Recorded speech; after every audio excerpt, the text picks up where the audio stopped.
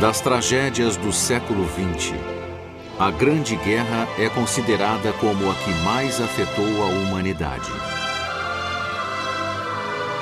Não apenas pelos 22 milhões de mortos entre 1914 e 1918, em uma população muito menor que a atual. Foi muito mais que a morte. Antigos impérios foram destruídos. O mundo perdeu gerações de filósofos, escritores, construtores, músicos, poetas, cientistas, médicos, artistas. A flor e a semente de um continente magnífico, mortas na lama e na desgraça.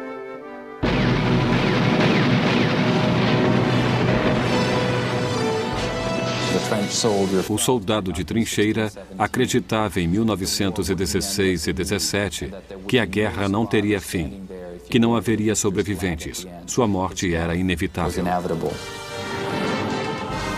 A glória, o cavalheirismo e o idealismo não sobreviveram. E dos horrores nasceram os monstros para futuros horrores. Do início ao fim foi épica. O povo, a batalha, a matança, os erros. O povo estava pronto para sacrifícios. E como se sacrificaram?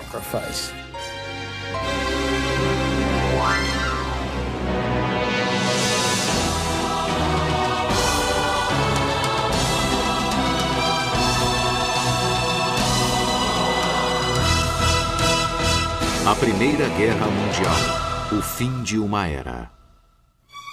Distribuído por Logon. Versão brasileira, Sérgio Moreno. O fim do século que precedeu ao XX mostrou uma civilização europeia tão fascinante que parecia ter conquistado todos os desejos de riqueza da humanidade. Houve terríveis guerras no século anterior, mas agora a Europa parecia ter encontrado a paz através do equilíbrio diplomático. Além disso, o rei da Inglaterra, o czar russo, o Kaiser alemão e o imperador austríaco tinham algum grau de parentesco. Eram todos parte de uma família. O que haveria a temer?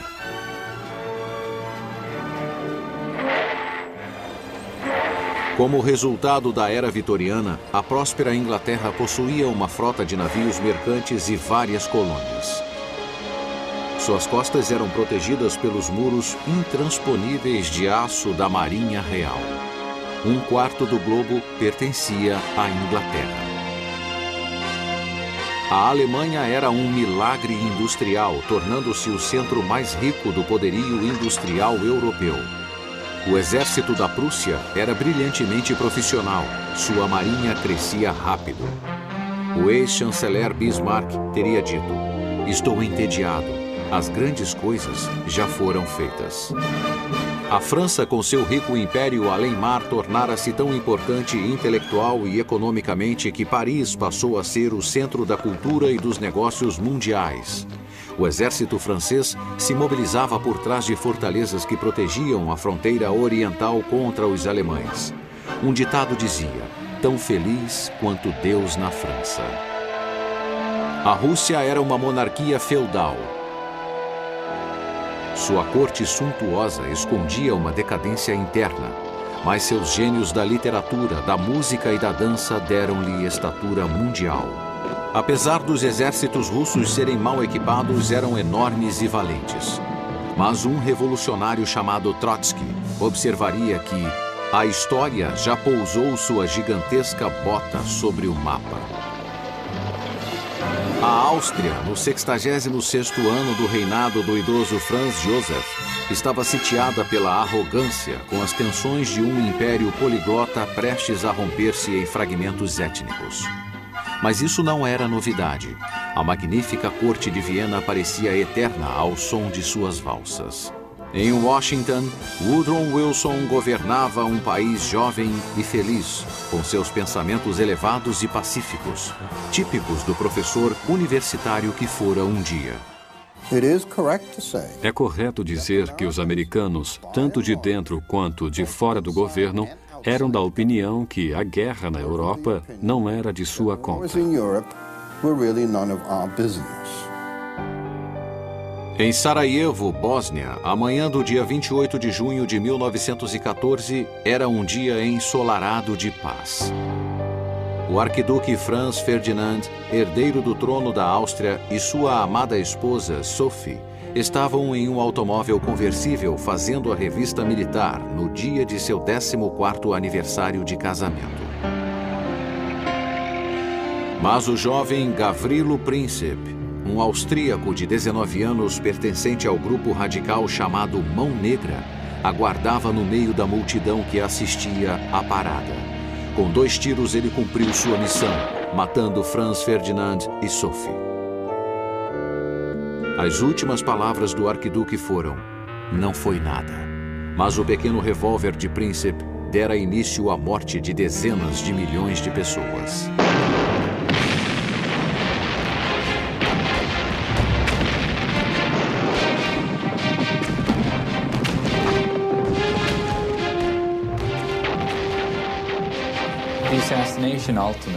O assassinato do arquiduque funcionou contra a independência nacional da Sérvia, pois deu ao governo austro-húngaro o pretexto de ocupar a Sérvia por um grande período.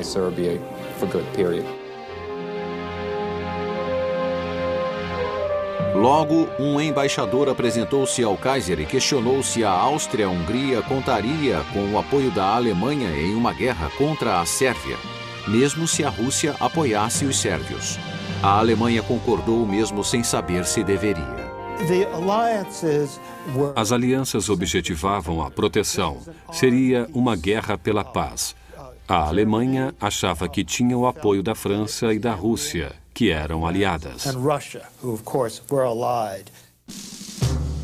A aliança entre Alemanha e Áustria-Hungria existia desde 1879, seguida pela aliança entre a França e Rússia. Nesse momento crítico, o monarca alemão foi navegar em seu iate por 20 dias, no que foi descrito como a maior tragédia marítima de todos os tempos.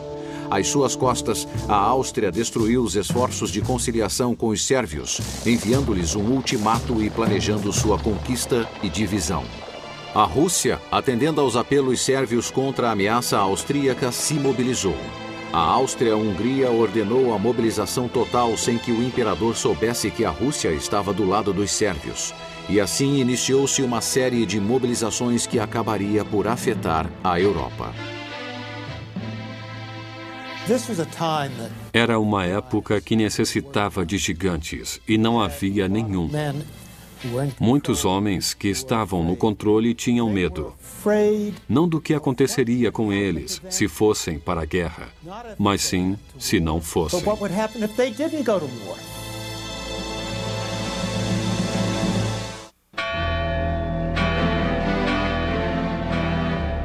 E no agosto fatal de 1914, as alianças falidas começaram a cair.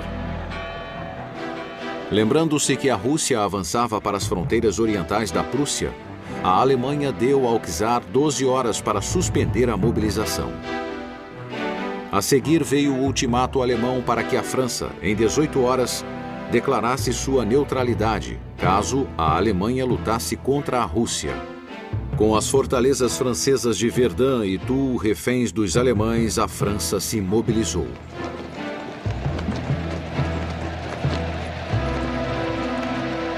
O resto foi formalidade. No dia 3 de agosto, a Alemanha entraria em guerra contra a França e a Rússia, aliando-se à Áustria-Hungria, o que acabou sendo altamente animador. A guerra era a oportunidade de se distinguir, de receber uma condecoração no peito e ser valorizado diante de um público enorme. A guerra era essa oportunidade.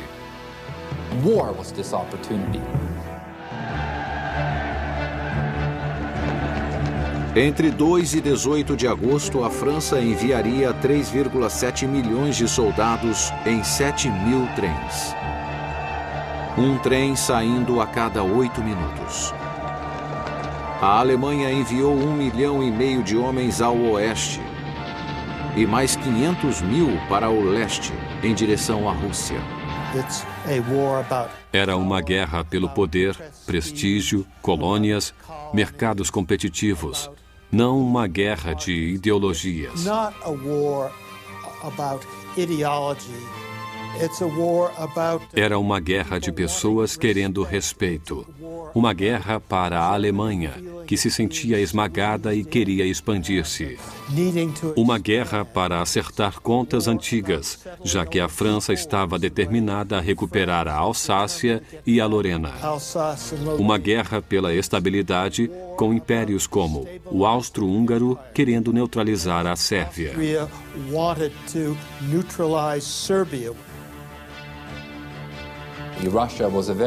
Em 1914, a Rússia era uma nação muito impaciente, querendo, acima de tudo, o acesso ao Mediterrâneo e às rotas de comércio marítimo.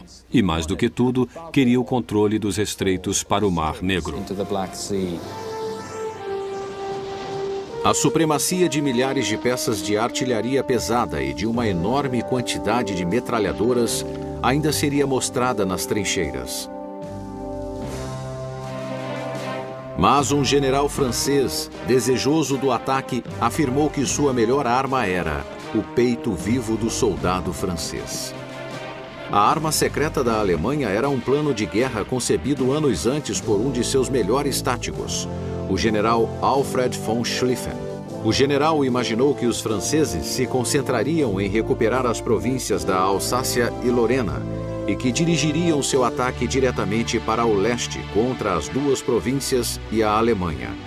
Von Schlieffen só pretendia uma ação de contenção, com grande parte de seus exércitos alemães concentrados ao norte, formando uma espécie de rolo compressor. Com esta poderosa estratégia, atacaria violentamente as neutras Luxemburgo e Bélgica. Depois o ataque se estenderia para a França pela retaguarda. As fortalezas francesas diante da Alemanha seriam vencidas e os exércitos franceses ficariam esmagados entre as legiões alemãs do leste e do oeste. Nem o primeiro-ministro britânico nem seu ministro de Relações Exteriores estavam muito interessados na Sérvia ou em um pacto de defesa ambíguo com a França. Ficar de fora não ofenderia a honra britânica, a menos que a Alemanha violasse a Bélgica, cuja neutralidade a Inglaterra havia garantido na formação daquele Estado em 1831. Havia também o plano de fortalecer a frota alemã no outro lado do Canal da Mancha, em um porto belga, desafiando a supremacia marítima da Inglaterra. O processo estava em andamento. No dia 1º de agosto, a Alemanha cruzou a fronteira de Luxemburgo, dominou o país em 24 horas e exigiu a passagem livre através da Bélgica. A Alemanha concedeu 12 horas para que o rei Alberto da Bélgica concordasse. Este recusou-se e pediu o apoio do rei George. Bethmann Hollweg ficou atônito com a ideia de que Londres pudesse entrar em guerra pelo que ele chamou de um pedaço de papel. A opinião mundial abandonou a Alemanha e no dia 4 de agosto, a Inglaterra declarou guerra. O exército que a Grã-Bretanha mobilizou ganhara experiência nas guerras coloniais e era profundamente profissional. Mas era pequeno para aquela situação. Somente 125 mil homens. A força expedicionária britânica dirigiu-se rapidamente para o continente, para o que todos presumiam que fosse uma guerra curta. O plano de von Schlieffen não estava mais nas mãos de seu criador. O generalato agora era dirigido pelo general Helmuth von Moltke, uma sombra do titã que seu tio fora ao conceber a vitória prussiana em 1870. Von Moltke foi forçado a mudar o plano anterior quando uma força francesa maciça marchou de Lorraine, ameaçando o exército alemão na Bélgica. Von Schlieffen planejara 9% do flanco esquerdo, mas von Moltke utilizou 42% de suas forças.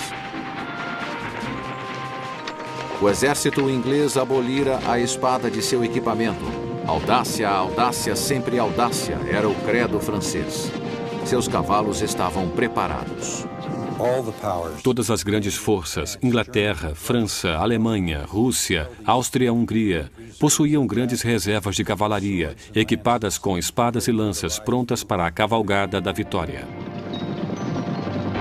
No dia 4 de agosto de 1914, a cavalaria de 60.000 alemães lançou-se sobre a cidade de Liège, entrada para a Bélgica. As baterias dominavam os corredores de ataque. Cerca de 25.000 belgas estavam na defensiva e as pontes sobre o rio Meuse foram demolidas. O ataque dos alemães falhou. Seus soldados afundaram no Meuse. Mas nascia uma lenda alemã. Um obscuro coronel, Erich Ludendorff, separou-se de sua unidade na confusão da batalha. E no caos, Ludendorff brilhou. Levou a cavalaria alemã para a estrada certa, atacando pela retaguarda as defesas de Liège. Quando um general caiu, Ludendorff tomou seu lugar. Entrou em Liège e tornou-se o herói wagneriano da Alemanha. Perdido na fumaça da batalha estava o verdadeiro herói, a primeira arma secreta da guerra. Os enormes canhões de 420 milímetros que destruíram os muros rígidos das fortalezas um a um, usando balas do tamanho de homens.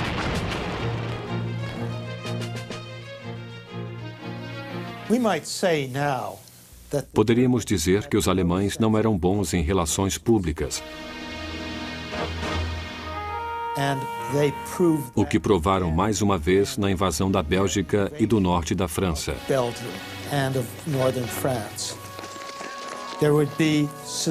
Quando havia suspeita de atos de guerrilha, eles simplesmente colocavam centenas de homens de 8 a 84 anos de idade contra um muro e os matavam.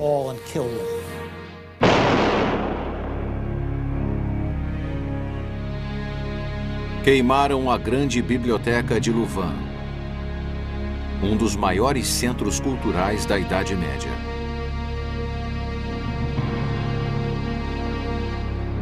E as lendas dos hunos que violentavam, queimavam e assassinavam seria uma arma formidável nas mãos dos propagandistas aliados. Os fantasmas dos belgas assassinados formariam exércitos para acusar os alemães de suas mortes.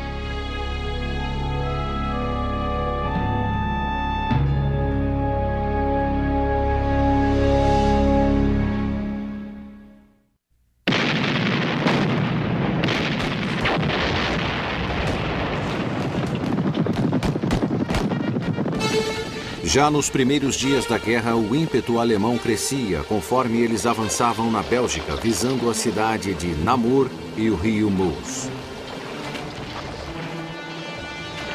O chefe do staff francês, o marechal Joseph-Jacques César Joffre, era um homem forte, provocador e distante de suas tropas. E acabou seguindo o script de Schlieffen como se fosse um de seus soldados.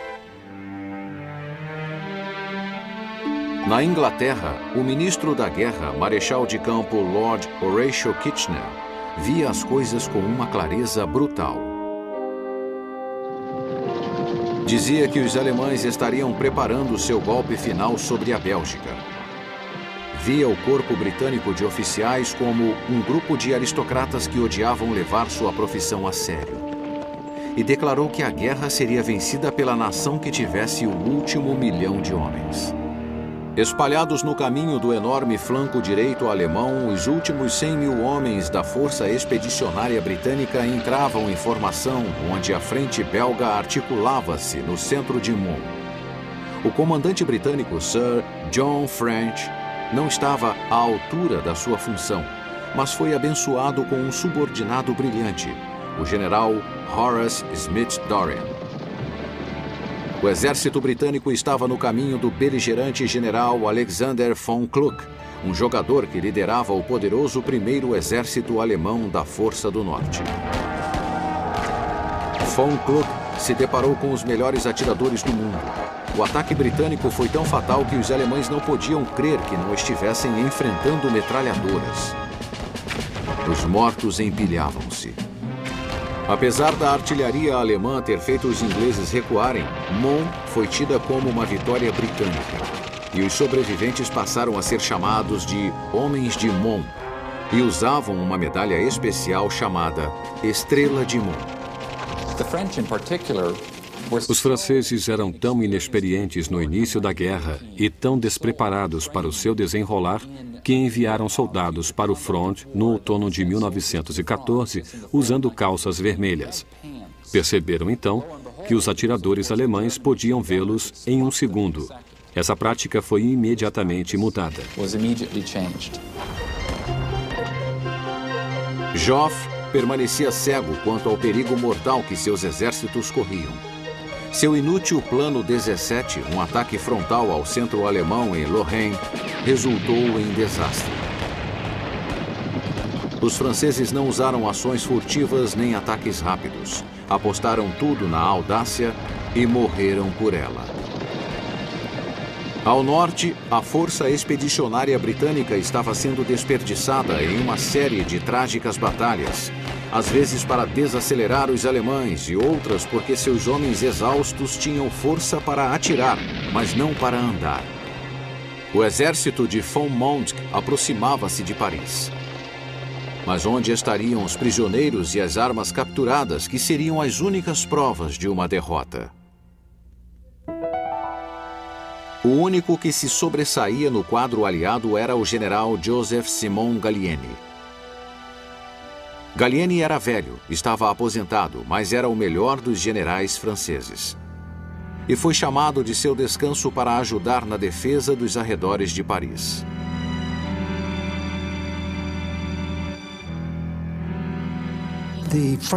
O governo francês estava pronto para evacuar Paris. Mulheres choravam pelas ruas.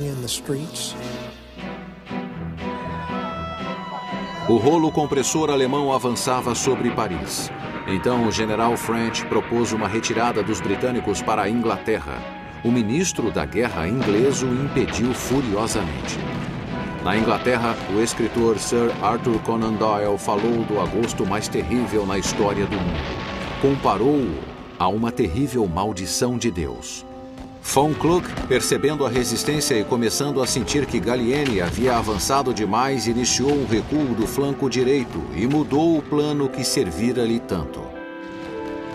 Ao invés de avançar para o sudoeste de Paris, iniciou sua entrada pelo sul para encurralar os franceses entre duas forças alemãs. Isso proporcionou que o flanco de seu exército, já enfraquecido por duas unidades enviadas para a frente russa, fosse posteriormente contra-atacado em Paris. Mas nada detinha sua natureza impetuosa de apostador.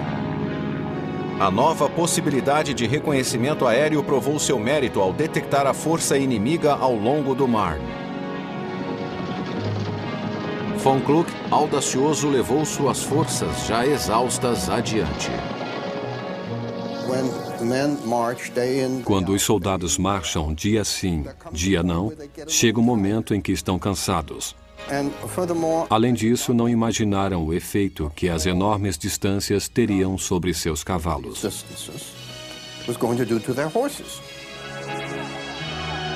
Paris entrou em pânico. Multidões exigiam que fosse declarada uma cidade aberta. Os alemães lançavam panfletos que diziam: não há nada a fazer senão se render. Refugiados corriam para as estações ferroviárias. Ministros choravam. Gallieni respondeu: recebi a ordem de defender Paris contra os invasores e vou cumpri-la até o fim.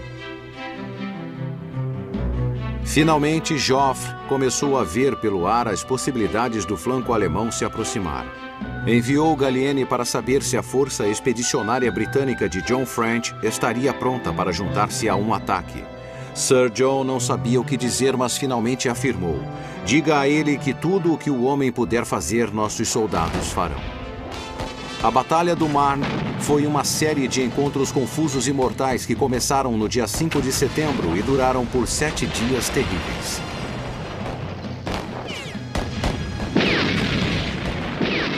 Os alemães não tinham cuidado com seus flancos e havia falhas por toda a parte. Sua comunicação era precária. Atacaram sem conhecimento e preparação da artilharia e avançaram abertamente contra o fogo maciço.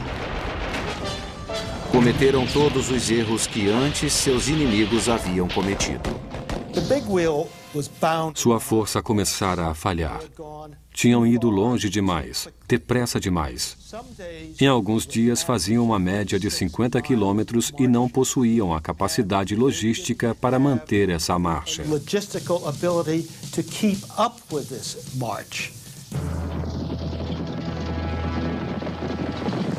Em um momento crítico, quando a linha francesa enfraqueceu-se, o general Gallieni reuniu 1.200 táxis franceses para levar reforços ao front.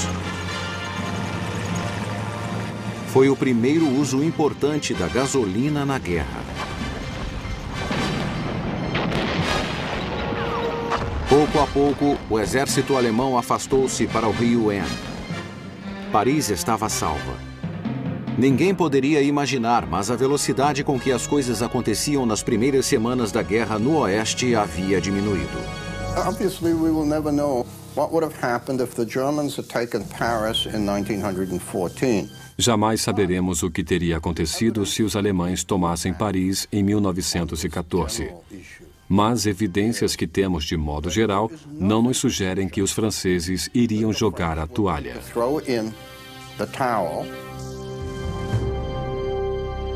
Enquanto isso, no leste, a máquina mortífera não parara. O malogro alemão do Marne foi mais do que compensado nos portões da Prússia.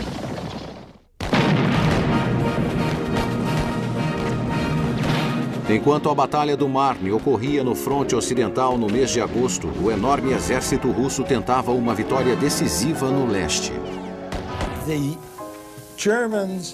Os alemães tinham poucas tropas no leste, pois sua intenção era lidar com a França o mais rápido possível e estavam convencidos de que a tirariam da guerra em questão de 6 semanas.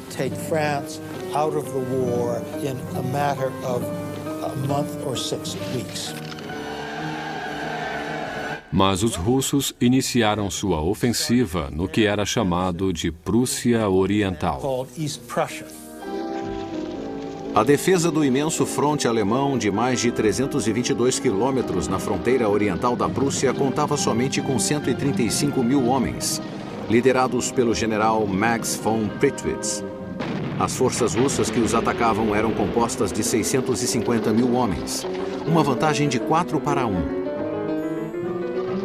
Moviam-se em 2 exércitos comandados pelos generais Alexander Samsonov e Pavel Rennenkampf. Os russos eram bons soldados. O problema é que não possuíam armas adequadas. Muitas vezes não tinham nem fuzis, não possuíam artilharia suficiente. No espaço entre os exércitos que se enfrentavam, existia um vale coberto de florestas, lagos e pântanos. Os russos só podiam mover-se lentamente nos caminhos estreitos, permitindo que os alemães fossem mais rápido pelos seus eficientes sistemas de ferrovias. Percebendo que os russos teriam que dividir-se ao entrar na Prússia Oriental e chegar ao campo de batalha em momentos diferentes, o alto comando alemão planejou derrotar cada um deles separadamente. O alemão von Moltke interpretou erradamente a mudança no alinhamento feito por von Prittwitz como sendo uma derrota e tomou uma decisão precipitada. Mudou seus comandantes. Em 28 de agosto, telegrafou ao general Erich Ludendorff, o herói de Liège: "Você ainda poderá salvar a situação no leste."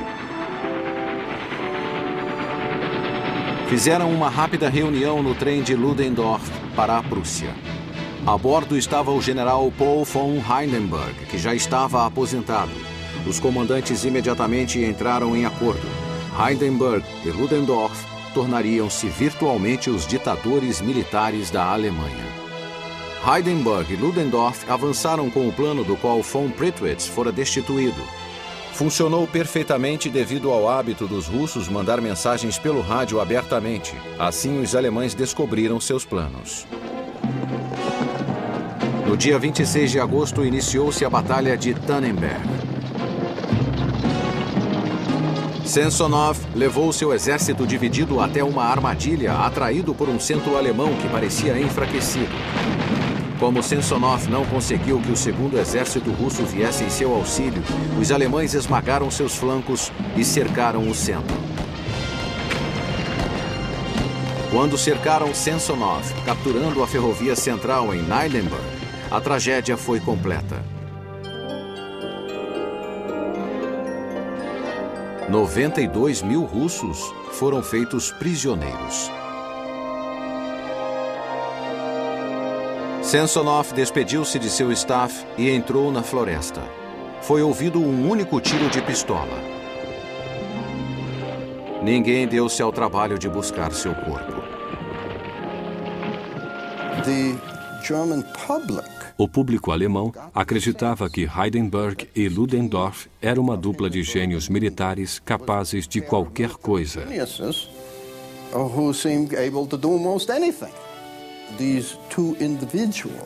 Esses dois indivíduos que ajudaram a Alemanha em uma crise terrível, talvez a levassem à vitória.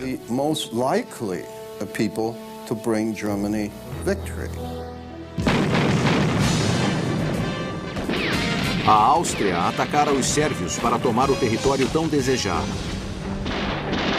Em 16 de agosto, o exército sérvio, lutando ferozmente sob a liderança de um gênio militar chamado Radomir Putnik, derrotou o ataque austríaco na Batalha do Rio Jadar. E depois foram vencidos pelos russos. Em 1914, precisaram chamar várias vezes os alemães para salvá-los.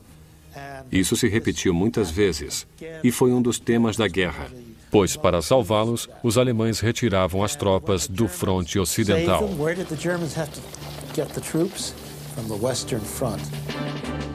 Um oficial alemão suspirou preocupado. Estamos acorrentados a um cadáver.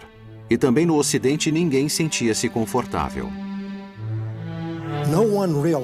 Ninguém percebeu as implicações causadas por tantos soldados em um campo de batalha. Em 1914, a metralhadora e a artilharia rápida permitiam que um soldado cobrisse 3 vezes o campo que cobria na guerra de 1870. E as tropas eram 10 vezes maiores. Com o enrijecimento dos frontes, cada lado via que sua única esperança estaria nos flancos e teve início uma série de movimentos desordenados, as chamadas corridas para o mar, para cercar o inimigo ou defender-se de ataques surpresa. Não havia um local para onde pudessem manobrar. E esse tornou-se o grande dilema da guerra na França e na Bélgica. Como atravessar?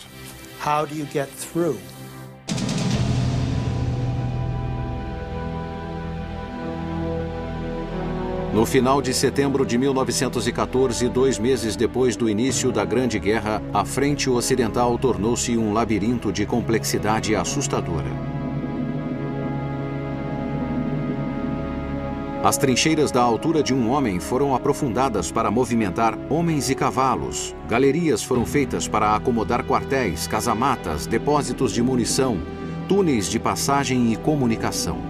As trincheiras eram em linhas sucessivas, protegidas por milhares de quilômetros de arame farpado. E com os frontes estabilizados foi possível iniciar a artilharia maciça na defesa e no ataque. Os artilheiros tornaram-se artistas, mestres em produzir barreiras e tempestades de balas.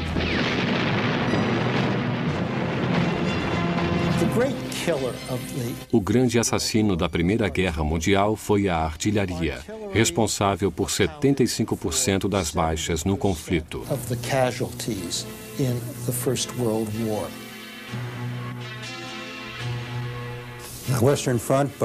A frente ocidental, no início de 1915, tornara-se uma linha de trincheiras que ia da Suíça até o Canal da Mancha, por mais de 640 quilômetros.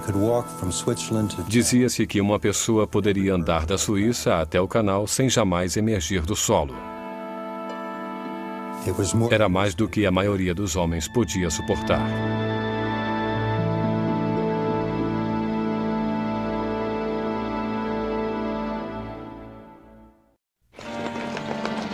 Com a diminuição das armas e dos homens na frente ocidental no início da guerra, a Antuérpia foi evacuada.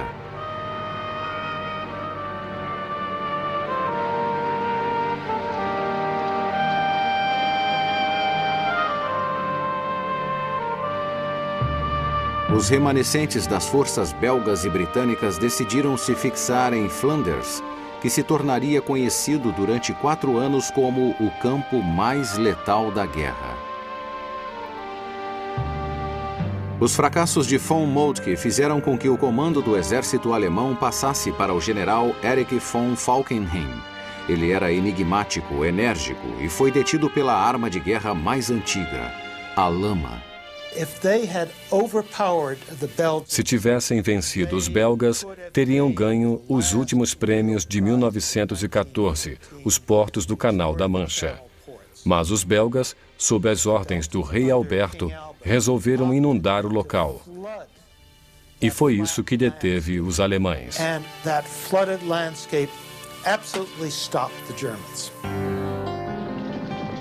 Junto com os franceses, a força britânica defendeu os portos com sucesso em Ypres, chamado para sempre de Esfregão pelos britânicos. As posições defensivas britânicas estavam mal configuradas. Nelas, 1 milhão de pessoas poderia morrer ou ficar mutilada 3 vezes mais rápido do que em qualquer outro setor. Kitchener gritava: "Isto não é uma guerra." A batalha diminuiu de intensidade e os exércitos cavavam mais fundo. Sabemos que os soldados começaram a reconhecer as condições da guerra. Era uma luta de atrito. Aquela matança dos inimigos mudaria para sempre suas vidas. Foi quando reconheceram que a arma mais importante para sua proteção era a pá, não a pistola, não a baioneta.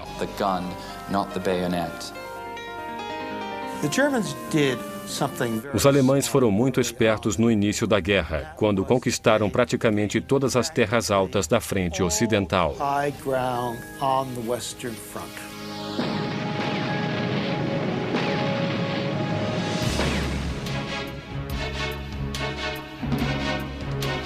As nações repentinamente compreenderam que aquele era outro tipo de guerra.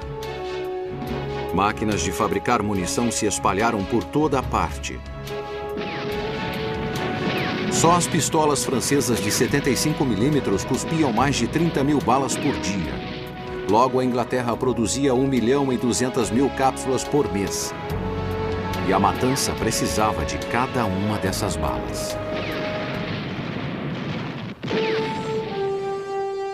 No início de 1915, os alemães invadiram os campos orientais e ocidentais, cada um deles esperando que sua frente de batalha desfizesse aquele impasse. A dupla Hindenburg-Ludendorff conseguiu tomar Varsóvia dos russos, embora a retirada do inimigo para a vastidão russa tenha tornado o fato inútil.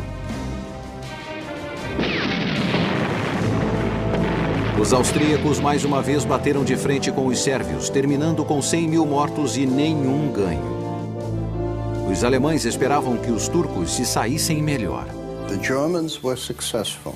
Os alemães conseguiram atrair o Império Otomano para lutar do seu lado, o que significava que teriam que enfrentar os russos no Cáucaso e que também, quando as forças britânicas estivessem no que hoje é o Iraque, teriam que enfrentá-los lá.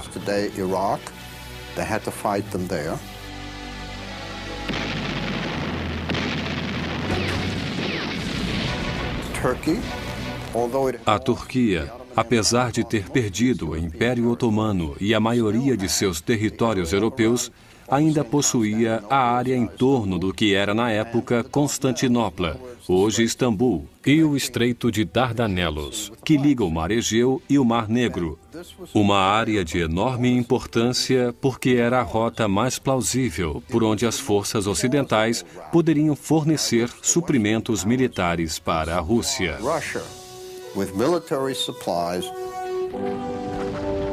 Apesar das tentativas turcas de penetrar na Rússia pelo Cáucaso em dezembro terem sido bloqueadas, os russos nervosos pediram que a Inglaterra os livrasse da ameaça ao sul. Os britânicos e os franceses estavam determinados a tomar Dardanelos. Planejaram uma campanha terrestre e naval combinadas, provavelmente a maior operação anfíbia realizada até aquele momento. Winston Churchill, como Lorde do Almirantado, foi um dos principais arquitetos da ideia. A tentativa das frotas britânicas e francesas de tomar Dardanelos através de uma batalha naval resultou no afundamento espetacular de 3 navios, causado por bombas e baterias da costa da Turquia. A tomada de Dardanelos teria que ser realizada por um exército vindo do mar. O ponto escolhido para o ataque foi a península de Galípoli, que guardava o lado europeu dos estreitos. Penhascos imponentes davam para o mar, com elevações de até 365 metros. O acesso através das praias estreitas e rochosas estava limitado a uma série de valas entre a densa ravina. O general Ian Hamilton foi enviado por Kitchener para comandar as divisões de australianos e neozelandeses com o general Birdwood. Os Anzacs e uma brigada francesa eram em número de 70 mil destinados à calamidade de uma meta impossível.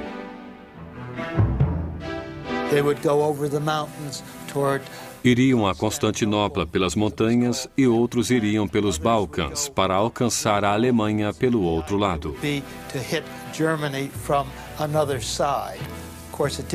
Isso não funcionou. Graças às metralhadoras turcas, Galípoli se voltou contra os ocidentais.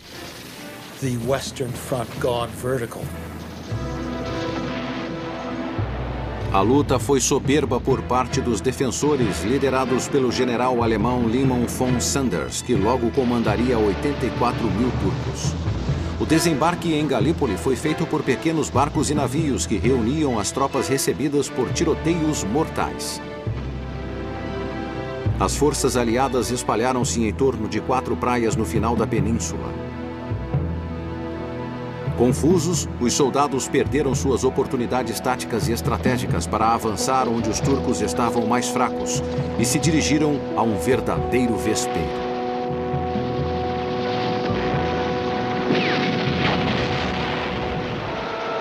Em pouco tempo, os soldados foram atacados pelas forças turcas nas praias cercadas por montanhas inexpugnáveis, de onde a morte lhes era imposta sem interrupção.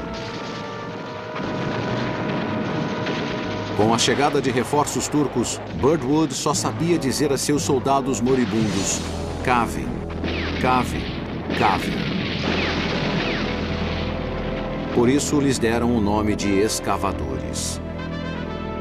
A coragem e a desesperança eram enormes com os ataques que provinham das alturas. Em 3 dias, 1/3 da força de ataque sucumbiu.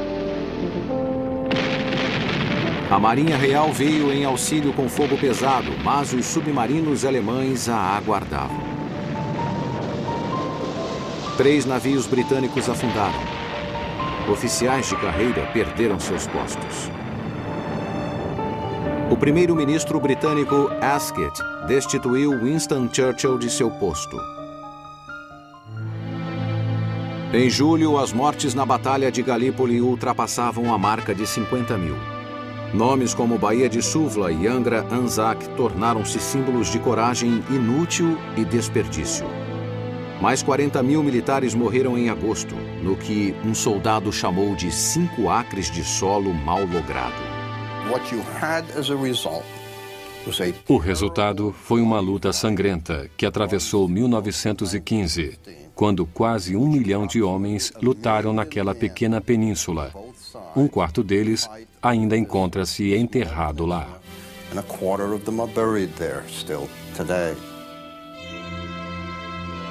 Logo após uma nevasca de dezembro ter congelado 280 homens nas trincheiras, os cavadores de Galípoli foram retirados. Mas novos horrores ainda estavam à sua espera. Ainda teriam que enfrentar situações insólitas na Grande Guerra que parecia consumir a humanidade sem fim.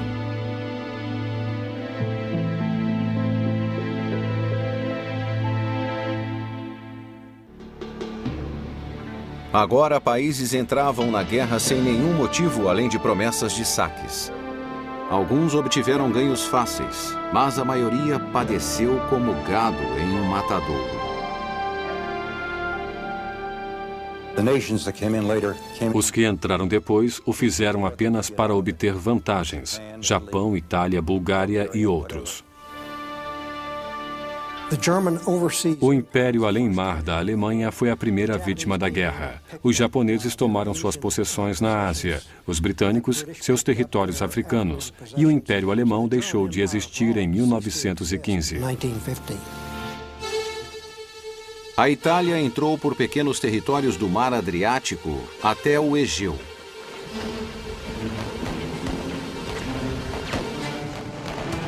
O custo foi calamitoso, pois o exército italiano teve de enfrentar as montanhas muito bem defendidas.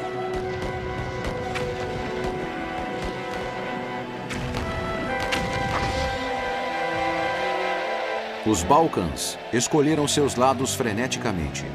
Gregos, sérvios, albaneses, montenegrenses e mais tarde os romenos juntaram-se aos aliados. A Bulgária ficou com os turcos e as forças centrais. Portugal e Brasil contribuíram com os aliados enviando unidades militares.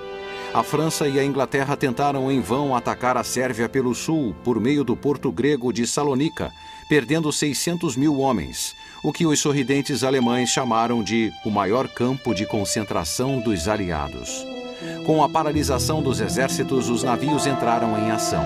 A Marinha Real expandiu o bloqueio marítimo de suprimentos úteis à Alemanha, grãos, farinha e outros alimentos. Esse bloqueio para a Alemanha e os países da Europa Central foi tão eficiente que logo ficaram reduzidos à fome.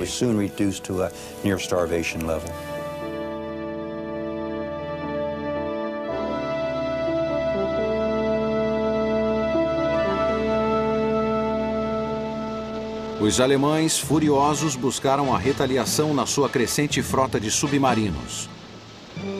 A Alemanha ameaçou afundar qualquer navio nas ilhas britânicas sem aviso prévio. Logo, navios neutros de ambos os lados passaram a ser bloqueados e afundavam rapidamente.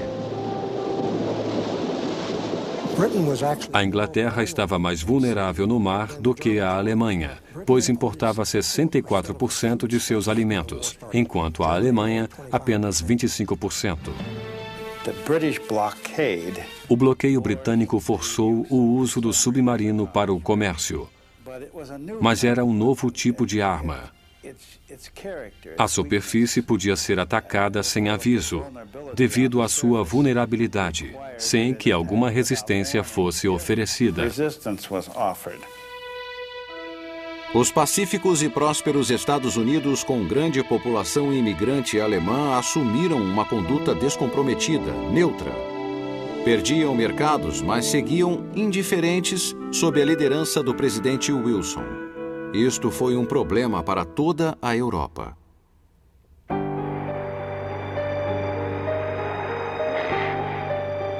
Mas quando o navio Lusitânia partiu de Nova York, apesar dos avisos da Alemanha, com uma lista de passageiros formada em grande parte por celebridades americanas, os resultados da Grande Guerra foram fatais. No primeiro dia de maio, diante da costa irlandesa, Walter Schwagner, que comandava o submarino U-20, preparou-se para afundar seu país junto com o navio. Seu torpedo atingiu o Lusitânia, que afundou em 18 minutos. 1.198 pessoas, incluindo 128 americanos, afundaram.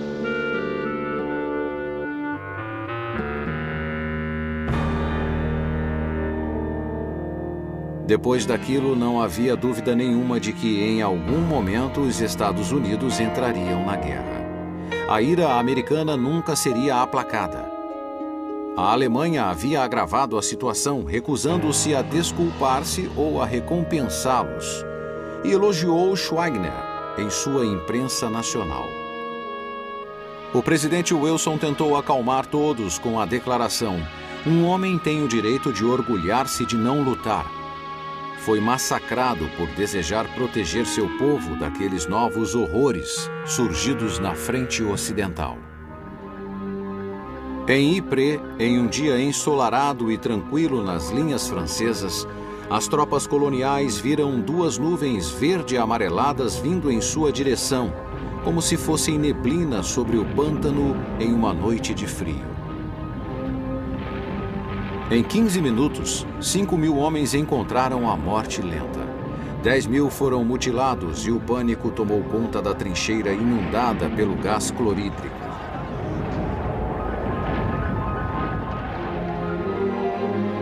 Até os alemães ficaram atônitos com o massacre e não aproveitaram os quase 10 quilômetros de abertura na linha.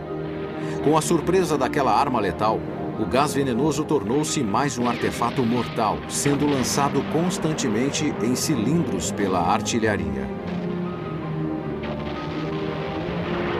Gases fosfogênio e mostarda juntaram-se ao clorídrico nos ataques fatais e passou a ser comum encontrar-se soldados cegos, asfixiados e com os pulmões destruídos.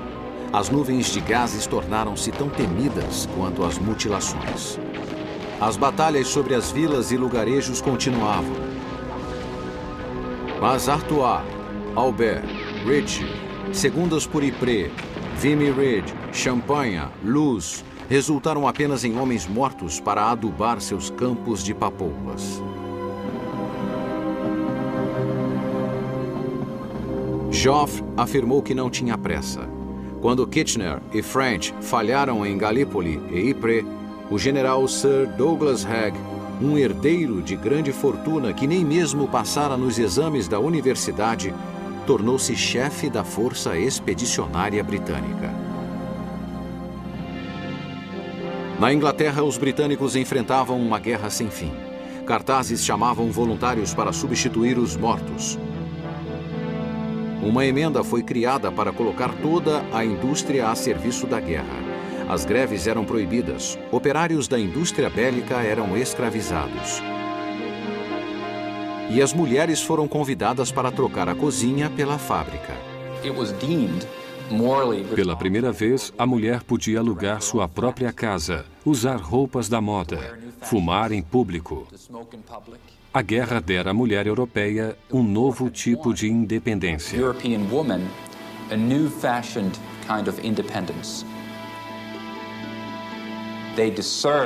Elas mereciam uma recompensa no final da guerra, e a recompensa era o sufrágio. A morte também chegara aos lares. De 1915 a 1917, grandes aeronaves alemãs chamadas Zeppelins começaram a atacar a Inglaterra. Os alemães bombardeavam cidades bem distantes do fronte. Costumamos esquecer que os alemães adoravam bombardear as cidades. Surgiram então os canhões antibombardeiros e aviões de caça que suavizaram a ameaça dos Zeppelins. Pela primeira vez na história apareceu um novo herói que vivia nas nuvens. 10 anos após os irmãos Wright voarem, os duelos eram acima da terra. As pistolas foram substituídas por metralhadoras sincronizadas e bombas sofisticadas. Foi inventado um novo vocabulário: dogfight, ataque aéreo, strafing, spade, Newport, Fokker, spin, loop, aeródromo e, mais que tudo, um as. Enquanto os soldados da artilharia que matavam 1000 homens por dia eram ignorados, os assassinos do ar ocupavam as manchetes dos jornais. Von Richthofen, Bishop, Fonck e Bilk eram deuses nacionais. Max Immelmann e Hal Lufberry deram seus nomes a manobras aéreas clássicas, tornando-se imortais. Infelizmente, os imortais às vezes caíam das alturas envolvidos pelas chamas. A infantaria que recolhia os destroços acreditava-se imune, só que não por muito tempo.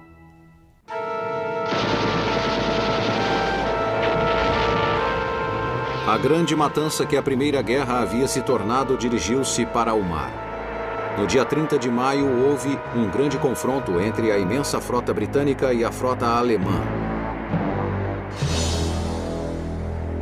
A força do almirante Sir John Jellicoe se deparou com os alemães, comandados por Reinhard Scheer, na península da Jutlândia, onde aconteceu algo como uma briga de facas feita com canhões de 14 polegadas.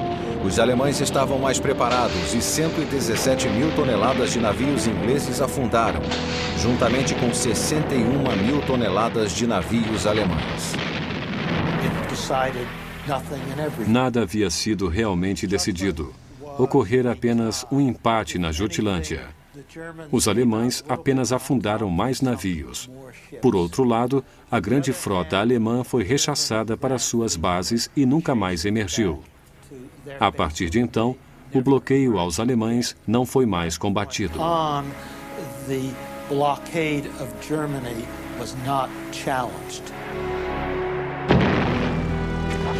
De volta à terra, a Áustria finalmente derrotou a Sérvia com a ajuda alemã e os exércitos russos foram afastados para a Prússia. Mas não houve uma decisão. O resultado de Lord Kitchener, o antigo herói do Império Britânico, foi tão insignificante que na época da sua morte, em um ataque submarino, a Câmara dos Comuns pensava em reduzir seu salário. Em seu lugar como ministro da guerra entrou o explosivo David Lloyd George. A liderança inglesa voltava, mas surpreendentemente sua estratégia de guerra continuava igual. Douglas Haig estava prestes a cometer um erro militar que assombraria a Inglaterra pelo resto do século XX.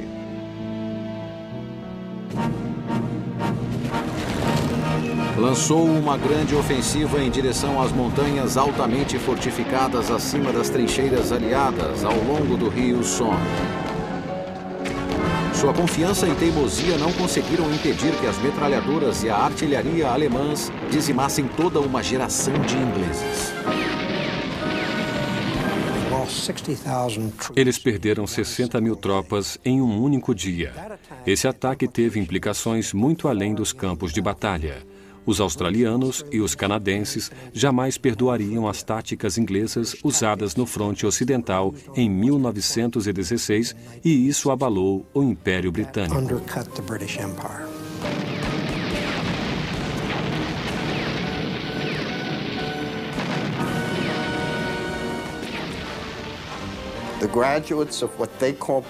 Homens graduados nas melhores escolas britânicas, que eram tenentes e capitães, foram os que morreram primeiro.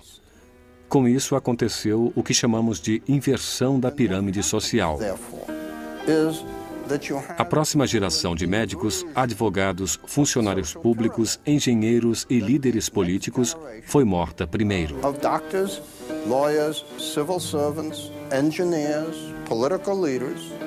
Are the people who get killed first. O poeta soldado Siegfried Sassoon escreveu: "Meus olhos dirigem-se para as sombras verdes escuras do pequeno rio, mas meus pensamentos são frágeis diante de tão grande infelicidade." Os ganhos foram poucos. A matança continuava. Haig continuou com sua campanha sangrenta até novembro, quando não havia mais ninguém para convocar. No final de 1916, 607 mil soldados ingleses haviam morrido. Com a destruição do exército profissional e da morte dos voluntários no Somme, o recrutamento começado em 1915 servira para alimentar a máquina da morte. Casados morriam juntamente com solteiros. Comunidades inteiras alistavam-se nos batalhões de amigos, dos quais o mais famoso foi o de Liverpool. Esses homens eram treinados juntos com seus amigos, organizados em regimentos e brigadas, de forma que a comunidade ia para a batalha como uma unidade. Isso foi desastroso em 1916 e 1917, quando comunidades inteiras desapareceram. Winston Churchill, que havia sido criticado, sugeriu uma nova arma para acabar com o impasse. Apoiou o coronel Ernest Swinton no pedido da criação de um novo veículo motorizado. As armas secretas foram embaladas e enviadas com o carimbo de caixas d'água, que logo tornaram-se tanques. Um general insistia no valor dos cavalos e rechaçou a mudança. Mas os tanques eram citados com grande veemência, especialmente após do que aconteceria em Verdun. Falkenhayn, em um dos seus momentos de cinismo, decidiu atacar Verdun não pelo território, e sim para matar. Verdun, not to gain territory, but to kill people. Não se dizia aos soldados que estavam sendo enviados para a batalha para vencer ou destruir alguma coisa. Eram enviados para a guerra simplesmente para matar mais homens do que os que já estavam morrendo.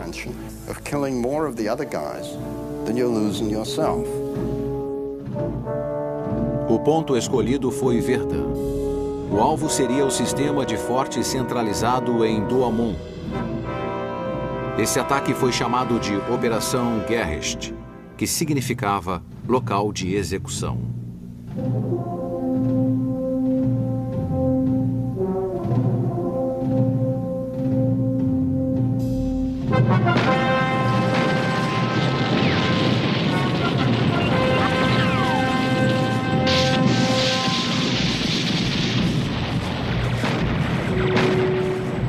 As bombas caíam a uma velocidade de 100 mil por hora. Os franceses, assustados com o uniforme em farrapos, levantavam-se das valas para a defesa. As trincheiras e as casamatas foram destruídas. Douaumont caiu. O calmo general Henri-Philippe Pétain galgou os rumos da história quando foi nomeado o Salvador de Verdun. Ele encerrava as ordens do dia sempre com palavras animadoras. Não passarão. Ninguém passou.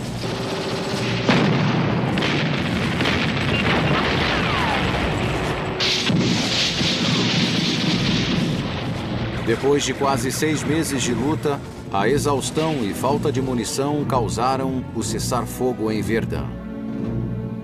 A França perdera 500 mil homens. A Alemanha 400 mil.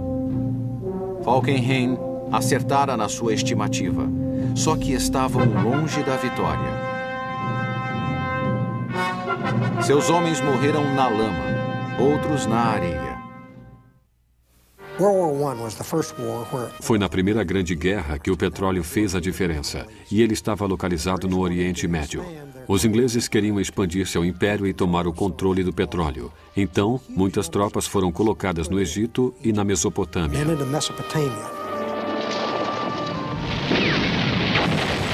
A campanha inglesa teve derrotas na Mesopotâmia e sucesso na Palestina com o general Sir Edmund Allenby. O coronel T.E. Lawrence atiçou as chamas da revolta árabe contra os turcos e se tornou um mito, ficando conhecido como Lawrence da Arábia. E entre as emboscadas de Lawrence e o exército de 400 mil homens de Allenby, os turcos foram derrotados de Aqaba a Tafila, de Gaza a Beersheba e Jerusalém. Na Europa, o elenco mudou. Falkenhayn foi substituído como comandante do exército alemão pela dupla heróica Hindenburg e Ludendorff. O primeiro-ministro Asquith, arrasado pela perda do filho em batalha, foi substituído por David Lloyd George. Os franceses expulsaram Joffre, colocando o general Robert Nivelle, herói de Verdun, como comandante em chefe do fronte ocidental. Por seu papel na tragédia de Somme, Haig foi nomeado marechal de campo. No leste, o general russo Alexei Brusilov juntou tudo o que pôde para um ataque às defesas austríacas numa frente de 321 quilômetros. Essa ofensiva foi uma das maiores batalhas de 1916. E apesar das grandes perdas, os russos recuperaram grandes extensões de territórios que haviam perdido no ano anterior.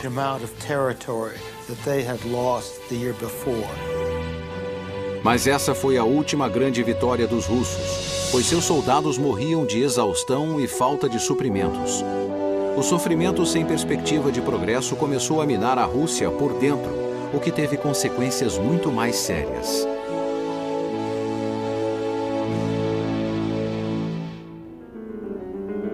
No início de 1917, o czar estava no fronte com seus exércitos dissolvidos, deixando seu império desgovernado. Em Petrogrado surgiram revoltas e as metralhadoras da polícia mataram centenas. O conflito espalhou-se para outras cidades. O que farei? Perguntava o czar a seus conselheiros. A resposta era: deves abdicar.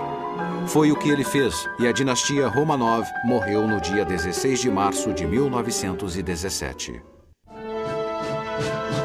Para desestabilizar seu inimigo, a Alemanha enviou para a Rússia o arqui-revolucionário Vladimir Lenin, vindo de seu exílio em Zurique. A partir daquele momento, Lenin lançou-se furiosamente em sua luta pela liderança e a Rússia começou a abandonar a guerra. Mas tudo que os alemães ganhavam na Rússia, perdiam para os Estados Unidos com suas sabotagens, submarinos e habilidades em geral.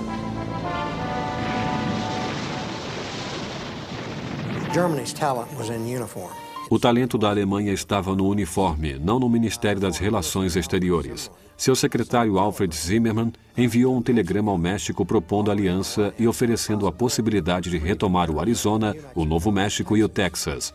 Este telegrama foi enviado pelo sistema de comunicação americano, facilitando que o recado fosse interceptado. Os americanos sabiam o que iria acontecer. E quando isto foi publicado nos jornais, o secretário alemão, ainda mais ignorante, admitiu que era seu. Depois deste episódio, a guerra entre Estados Unidos e Alemanha era inevitável.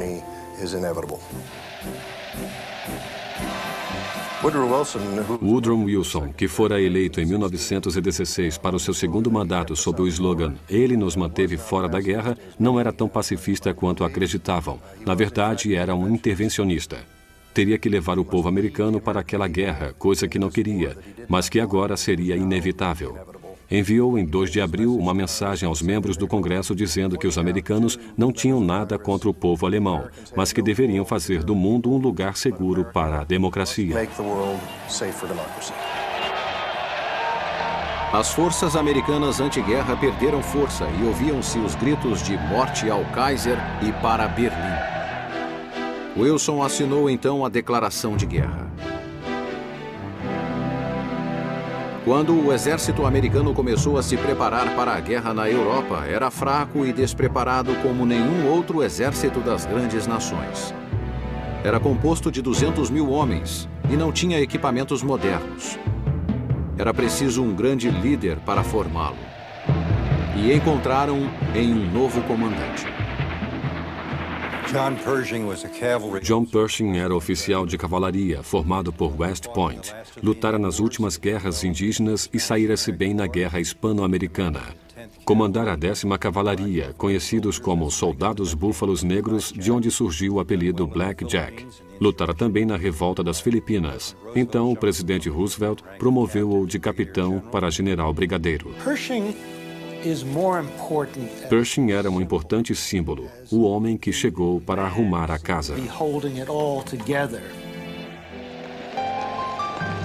Nenhum soldado foi perdido durante a transferência das tropas para a Europa em 1917. O almirante Sir William Sims encontrara-se com os britânicos e alinhou seus destroyers em semanas para proteger seus enormes comboios. Franceses e britânicos, sedentos de sangue, ficaram encantados. Queriam todos os homens. Lafayette, aqui estamos, bradou o coronel Stanton no dia 4 de julho de 1917, quando os americanos chegaram à França, sendo recebidos alegremente. O que os cidadãos não sabiam era que o grande exército de Pershing aprendera a marchar, mas ainda estava aprendendo a lutar. Precisariam de meses para colocá-los no front. Pershing estava determinado a manter a integridade do exército americano, mas era realista o suficiente para saber que precisaria do comando britânico e francês em tempos de emergência. Enquanto isso, repetindo os erros de seus predecessores, o general Neville montou outra ofensiva para vencer a guerra baseada em todas as antigas impossibilidades. Apesar de não conseguir avançar com seu ataque a Arras, perdendo 187.000 homens em 10 dias, teve outro resultado infeliz: um motim. O exército recusou-se a continuar lutando. Os homens fugiam para cidades próximas, tentando obrigar trens a irem para Paris. Eles não conseguiam ser impedidos e alguns poucos líderes foram cercados.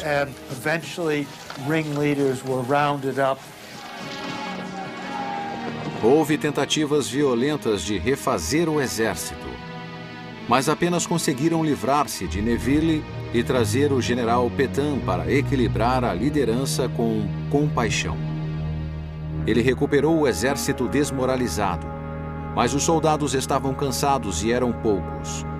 Precisavam de corpos americanos jovens e fortes. Georges Clemenceau, o novo primeiro-ministro francês, queria apressar as coisas e dizia isso claramente.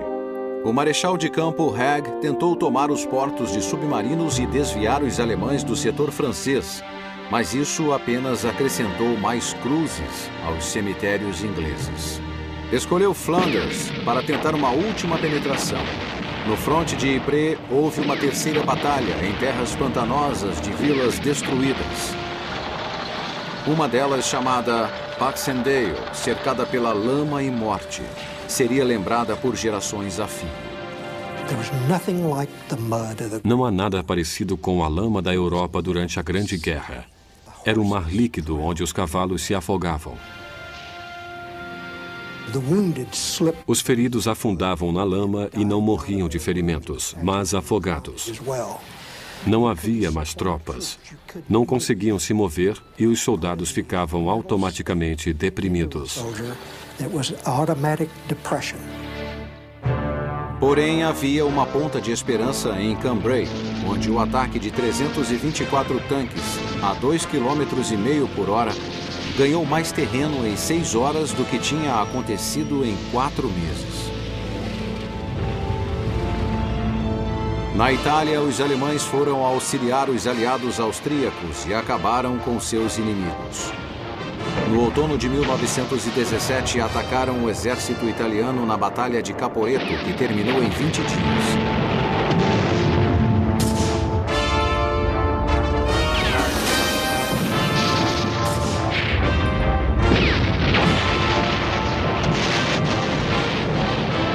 Dos 305 mil homens que a Itália perdeu, 275 mil se renderam.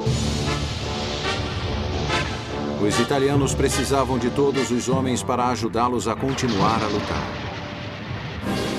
Muito mais importante, a Rússia pretendia abandonar a aliança, levando seus milhões de soldados.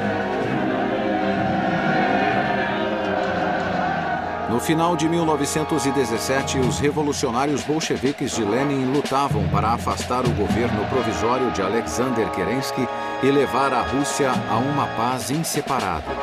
Em 7 de novembro, quando os regimentos de Petrogrado não mais aceitaram sua liderança, Kerensky saiu da cidade e Lenin ficou no comando. Os gritos para que a guerra terminasse aumentavam. Os bolcheviques declararam uma paz separada em Brest-Litovsk com os alemães, o que permitiu que estes movessem grande número de homens do fronte oriental para o ocidental.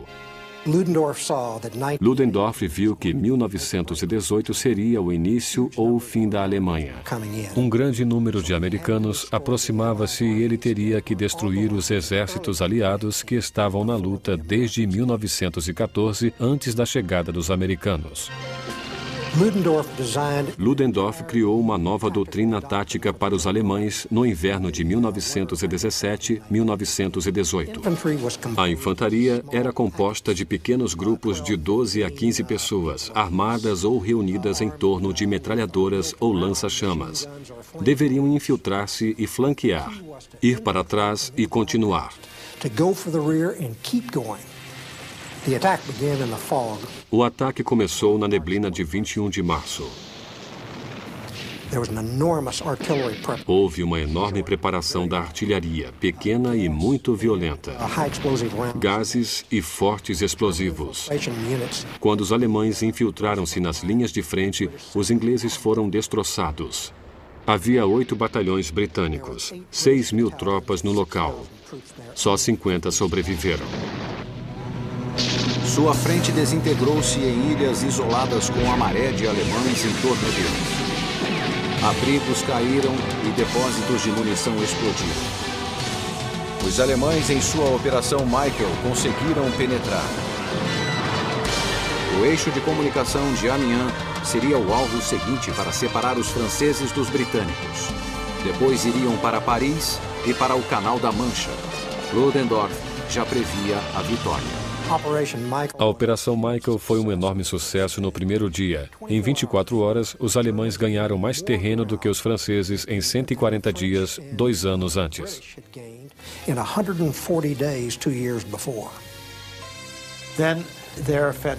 Então acabou a gasolina de sua ofensiva. Chegaram ao campo de batalha de Somme. Literalmente um deserto. Não havia água, existiam poucas estradas e quando as tropas alcançaram o outro lado, começaram a pilhar. Encontraram os suprimentos que não viam há 4 anos e o ataque foi interrompido.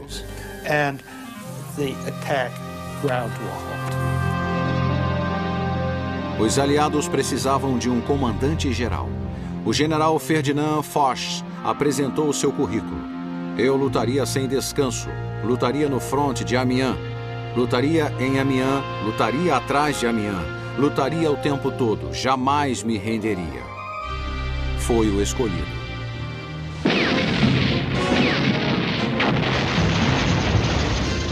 A operação percorreu 2.000 quilômetros quadrados e capturou 90.000 prisioneiros. Ludendorff reagrupou suas forças exaustas para seguir em frente.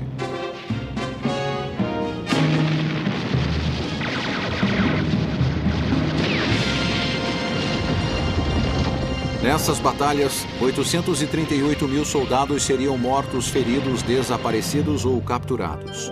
Ninguém podia arcar com tais perdas. Mas os alemães não se recuperaram. E os Yankees finalmente estavam chegando. Aliás, já estavam lá.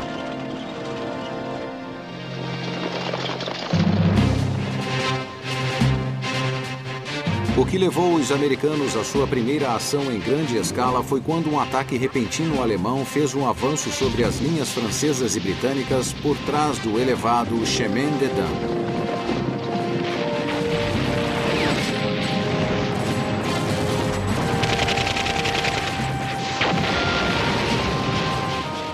Pershing enviou a 2ª Divisão Americana com sua Brigada Marinha, comandada pelo general James Harbour, à área sitiada a pedido de Foch no dia 30 de maio, Dia da Memória.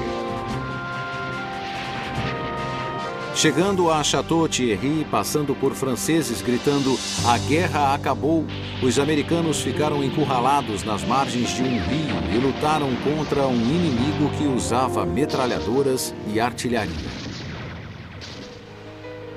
Mais uma vez, Paris foi ameaçada e novamente o governo francês resolveu partir. Os refugiados foram na frente. Pershing disse: a possibilidade de perder Paris tornou-se aparente. No dia 1º de junho, a 3ª Brigada Americana e a Brigada Marinha iniciaram a rota Paris-Metz para auxiliar os franceses. Os alemães vindos de Château-Thierry invadiram a estrada indo para Belleau, um local de caça. O general Harbour disse a seus fuzileiros: não cavamos trincheiras para nelas cair. Os fuzileiros ficarão onde estão.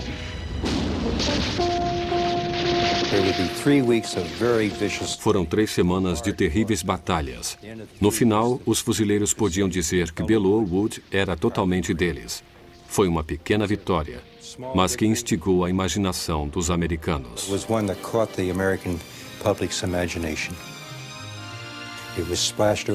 Foi estampado nas primeiras páginas de todos os jornais americanos. Os fuzileiros salvam Paris em Belleau Wood. E isto aborreceu o exército e ainda aborrece em alguns quartéis. O entusiasmo era grande na América. O povo sofria falta da carne, gás e luz em suas casas. Diziam a eles: lambam os selos de guerra e lambam o Kaiser. Astros de cinema faziam comícios pela liberdade e 1/4 da população adulta participou. Ludendorff ainda tinha cartas nas mangas. mas difamava os americanos em seus telegramas.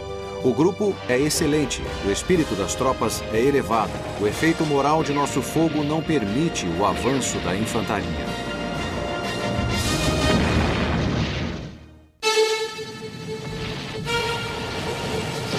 Os americanos estavam espalhados em várias unidades que enfrentavam golpes desesperados de Ludendorff, que os chamava de Friedenssturm, ou Tempestade pela Liberdade ou Ofensiva da Paz.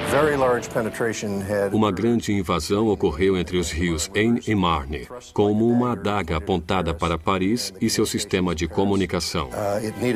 Ela teria que ser enfrentada rapidamente. Os americanos criaram um plano para restaurar a linha em julho de 1918. Usaram mais de 300 mil homens, sofrendo 67 mil baixas durante a campanha. A restauração da linha deixou os alemães furiosos mais uma vez.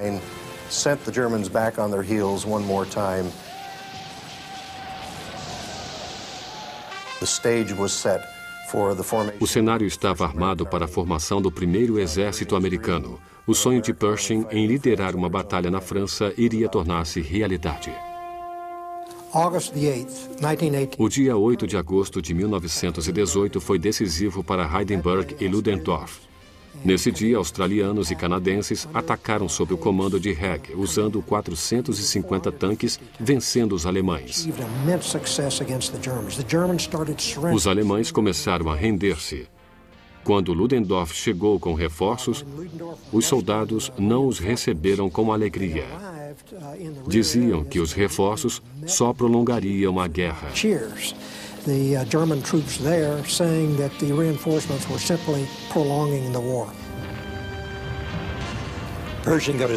Pershing teve sua primeira chance de mostrar o que o exército americano poderia fazer em setembro em Saint-Mihiel.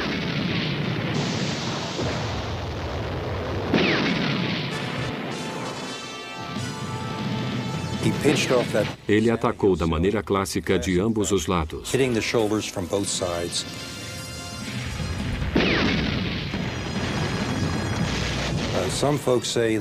Alguns dizem que os alemães já estavam retirando-se de Saint-Mihiel. Talvez estivessem porque sabiam que os americanos estavam chegando. Foch pedira que as tropas americanas se misturassem às suas forças para uma ofensiva a Meuse-Argonne, atacando a Operação Saint-Mihiel, mas Pershing recusara. "Você quer lutar?" perguntou Foch. Pershing respondeu, "Naturalmente, mas como um exército americano." E quando Foch insistiu, Pershing respondeu, "Pode insistir o quanto quiser, mas eu não concordo." Em 26 de setembro, os americanos lutavam em Meuse-Argonne como uma unidade com seus próprios comandantes. Meuse-Argonne foi a primeira batalha americana de fato e foi difícil.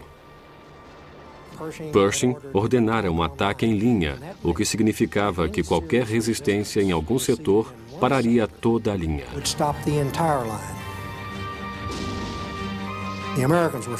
Mas os americanos aprendiam rápido. Pershing mudou suas ordens aos comandantes. Não teriam mais que atacar em linha. Deu iniciativa a eles. Estava ficando sem soldados e diminuiu as companhias de atiradores de 250 para 175 homens. Também começou a retirar as tropas da retaguarda e demitir oficiais. Demitiu vários comandantes de divisão e um de seus comandantes de corpo. Então, quando o ataque foi retomado em meados de outubro, os americanos puderam mover-se. Na frente americana, os alemães estabeleceram 4 cinturões de defesa de 32 quilômetros para o interior. Em um dos flancos, os alemães dominavam das alturas, observando os americanos. Foi a maior concentração de defesas que as tropas americanas encontraram em 2 guerras mundiais. A atitude de Foch era: "Vocês pediram, agora aguentem." Mas os americanos avançaram cheios de força e confiança.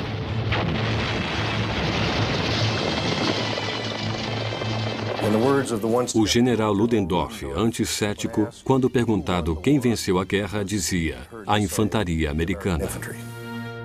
Os alemães e seus aliados caíam por toda a parte, desde a frente ocidental até a Grécia e ao Oriente Médio. As novas reposições que vinham das áreas urbanas alemãs e o afastamento dos melhores soldados resultou em uma diminuição qualitativa da força do exército alemão.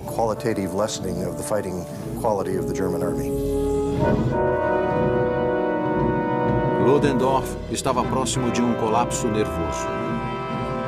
Teve que enfrentar a fúria de seu staff, do Kaiser e de seu povo pelo fracasso na guerra. Os socialistas alemães agora percorriam as ruas, perseguiam o povo alemão e humilhavam seus oficiais, arrancando suas insígnias. A frota se amotinou contra as ordens do almirante Scheer de colocar navios no mar para uma última batalha. Assassinou oficiais e voltou aos portos com as bandeiras vermelhas dos socialistas hasteadas. No dia 4 de outubro, uma negociação de armistício foi enviada secretamente para o presidente americano com a esperança de que Wilson, o idealista e liberal que escrevera 14 pontos de base para a paz mundial, fosse o porta-voz ideal contra os beligerantes franceses, britânicos e italianos. Wilson queria colocar-se na posição de árbitro mundial, juiz do mundo, capaz até de ordenar um acordo de paz. Pensava poder, se necessário, mandar também nos aliados. A linha Hindenburg estava partida. Os turcos abandonariam a guerra em 30 de outubro e a Áustria em 3 de novembro. O Kaiser então dispensou Ludendorff. O velho deus da guerra alemão colocou uma barba falsa e óculos escuros e fugiu para a Suécia. Havia acabado. Uma comissão de armistício alemã encontrou-se às 7 horas em um trem na floresta em Compiègne. E quando um alemão perguntou quais as propostas para o armistício, o Marechal Foch respondeu friamente: "Não tenho propostas a fazer." Os aliados queriam continuar lutando. Os alemães perdiam as esperanças de manter qualquer coisa. A Grande Guerra terminaria às 11 horas da manhã do dia 11 de novembro. Na retirada, os alemães destruíram cidades, plantações, minas de carvão e obras de arte. Esse ato de vandalismo foi retribuído com a exigência de que indenizassem o que fizeram, pagando 32 bilhões de dólares pelos danos de guerra. O trem imperial creme e dourado seguia na escuridão e deixou o Kaiser depois da fronteira holandesa. Ele passou seus anos de asilo totalmente renegado. Em 11 de novembro, lembrado como o dia do armistício, Hindenburg chorou e as armas da Grande Guerra calaram-se para sempre. Novamente ouviam-se os pássaros. As tropas saíam de suas fossas e piscavam diante da luz do sol. Beberam pouco. A sobrevivência já era o bastante. As frentes aliadas explodiram em alegria histérica enquanto os alemães choravam copiosamente.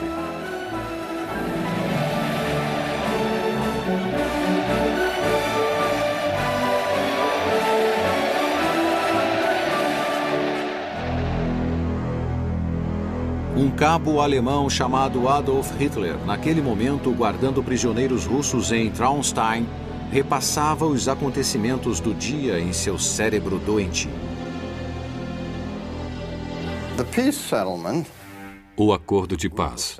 Uma série de decisões feitas com a Alemanha, a Áustria, a Hungria, a Bulgária, a Turquia, foi assinado nos subúrbios de Paris. E esses tratados foram muitas vezes criticados.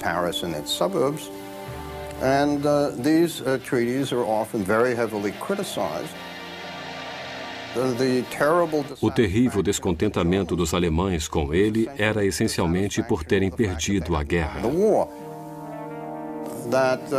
E perdendo a guerra, não conseguiram tudo o que ambicionaram.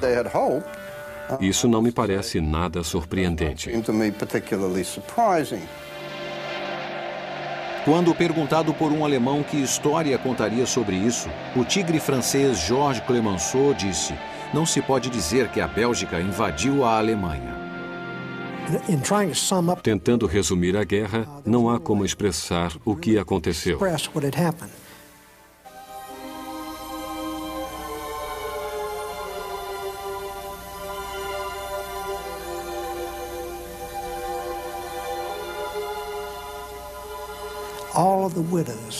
Todas as viúvas, os órfãos, os membros perdidos, os milhões de mortos. Não faz o menor sentido e não há uma maneira de expressar o que aconteceu. A morte e os feridos foram o resultado da guerra. 9 milhões de soldados russos, 7 milhões de alemães, 7 milhões da Austro-Hungria, 6 milhões de franceses e 90 mil do Império Britânico e mais de 200 mil americanos em apenas 7 meses de batalha. A Grande Guerra matara 22 milhões de homens. Wilson voltou para casa para discutir longamente com o Congresso seu desejo que os Estados Unidos entrassem na Liga das Nações. Tentava discutir esse assunto com o povo quando um derrame venceu-o na última luta da Grande Guerra que ele perdeu. Sua liga morreria sem a América. Os exércitos aliados voltaram para casa em grandes paradas. Mas o preço da guerra foi maior do que podia ser mostrado. Juntamente com tantos soldados mortos, desapareceram séculos de esperança nas possibilidades da inteligência, gentileza e grandeza humanas. Os alemães, austro-húngaros, otomanos e impérios russos terminaram seus dias no centro da Europa, e o Império Britânico foi fatalmente ferido. A inocência americana ficara no passado. O que fora perdido em arte, tesouros, saúde, gênio e alegria jamais seria recuperado. Assim como as lágrimas daqueles que esperaram para sempre pela volta dos 22 milhões que dormem sob um mundo destruído. Essas feridas não têm cura. E 21 anos depois, a carnificina começaria novamente.